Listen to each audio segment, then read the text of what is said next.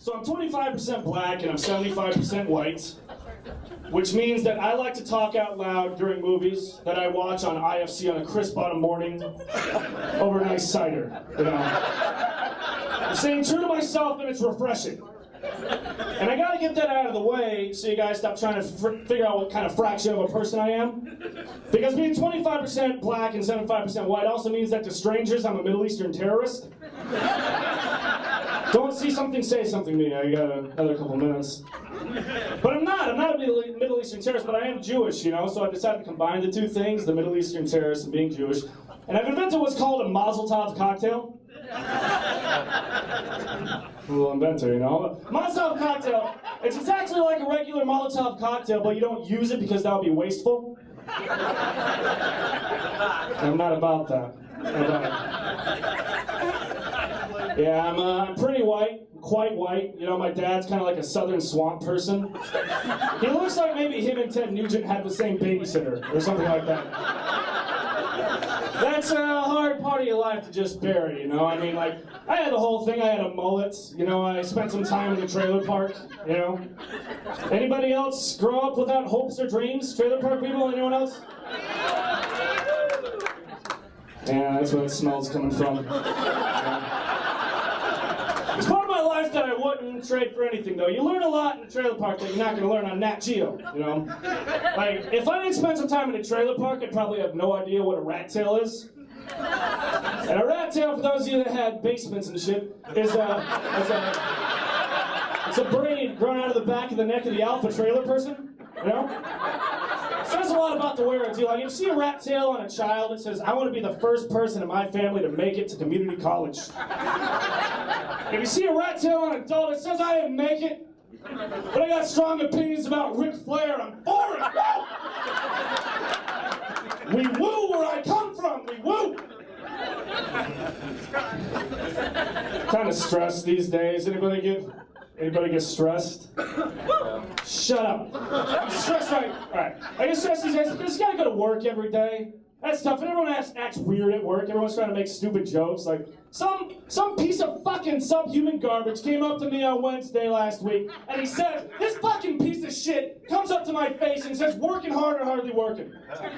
This fucking sack of shit, like, holy shit, Karen, I'm working! I'm working, I'm not punching you in the tits right now! You brought a cheese ball to food day with no crackers. We all talk about it.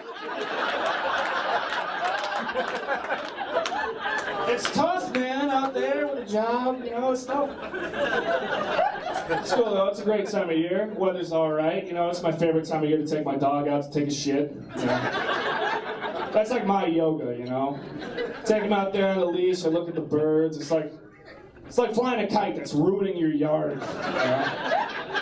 My dog impresses me every day, too. He's fucking great, you know? Like, he'll just hump objects and people willy-nilly, you know? He'll drink beer out of a Frisbee. He can lick his dick while maintaining eye contact. I like hanging out with my dog. It reminds me a lot about hanging out with my dad. I think that's it. I enjoy that about him. When times get a little bit too tough, though, you gotta take a breath. You gotta remind yourself that crock pots exist in this world. Crock pots, they're an emotional gap. They're an emotional bridge for each other, you know? Like, it reminds you that if people and humanity can hang out in the same place for 6 to 8 hours, we might make something delicious and beautiful, you know? And, you know, what are we but an emotional crock pot, really, you know? Like, yeah, we got a stick of celery over here, you know? She found her hunk of cube steak, you know? It's great. They're wandering the world. They're making something great, you know? And we're not all together. We don't all got people like, we got a piece of squirrel meat in the back there. Piece of squirrel meat floating. Don't underestimate squirrel meat now. We'll make it a dark horse and a chili cook-off. And we fucking need him, you know? Crock pots aren't all about, you know, fixing relationships, though. You know, they can get you out of absolutely any jam. Let me paint a scenario. You're out at the club with your best gal. Someone steps to your gal. You can't fight this guy. You got a job with the key card. So you get up in his fucking face, say, hey, you stepped to my best gal, and I'd love to put my fucking foot through your underbelt brains, but I got country-style pork ribs at the crib on high, so it's your lucky night. I gotta bounce. And it works for sympathy, like, hey, I heard about your mom. We all saw her on Hoarders.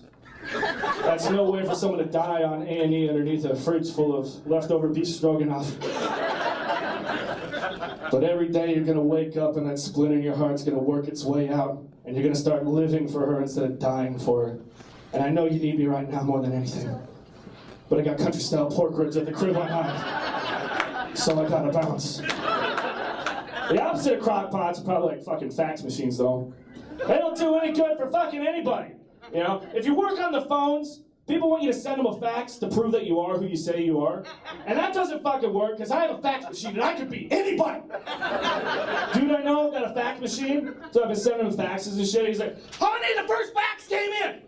It's the Dog Shot Records. It's paying for itself already. Says he has HPV, hound penis virus. This little jokester.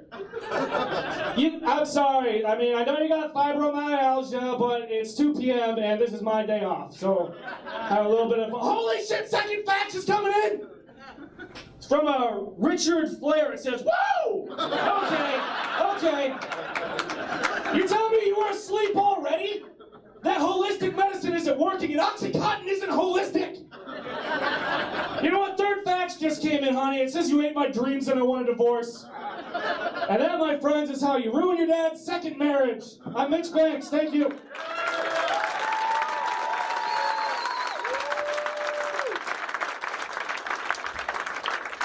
Mitch, thanks, everybody.